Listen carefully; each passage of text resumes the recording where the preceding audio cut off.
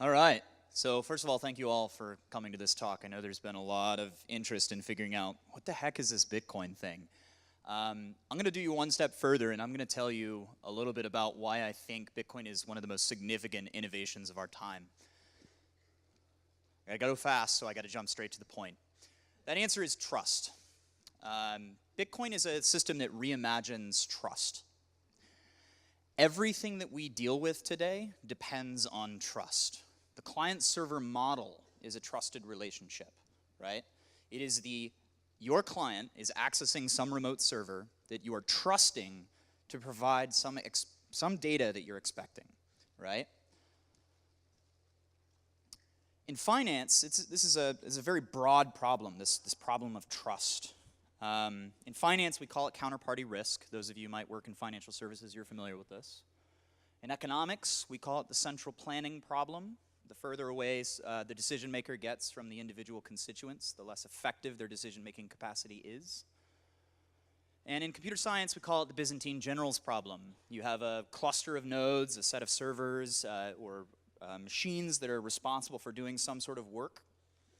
You don't know which of those servers has been compromised, which one of those machines is just had a bit flipped, or maybe has a corrupt hard drive. This is described more loosely as the Byzantine generals problem. So we want to talk a little bit about changing modes of trust. Through network design, we're hoping to eliminate these centralized points of failure. Anytime you have trust in a relationship of any sort, certainly with computer systems, you have these parts of the system that will fail. And we describe these as central points of failure. We want to eliminate them. Really quickly, I want to talk about these graphs. Pick one of these graphs, or two, and then pick two random points on that graph. How many nodes do you have to hop through to send a message from your first node to your second node? We want to think about that.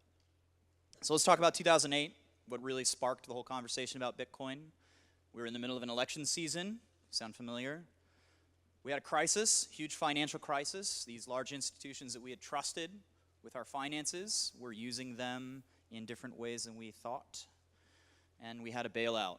We had another large centralized institution use money and spend it to bail these centralized points of failure out. So what is Bitcoin? The general idea, it's an immutable database. It's spread out. Everybody keeps a copy of the database, and you can verify proofs against that database.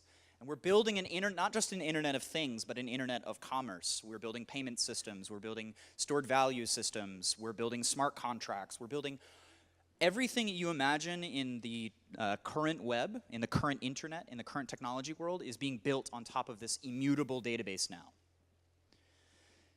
The value of Bitcoin, the currency, reflects our trust in this database. The currency price on the markets reflects how trustworthy that asset is.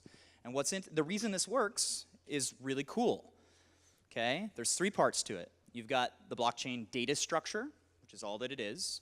You have an economic incentive for its security, and a non-forgeable proof of work. It's a way to prove that you've done some degree of work. So let's talk about that proof of work. We can talk really quickly about it. It's very simple. It's pure entropy. It's randomness.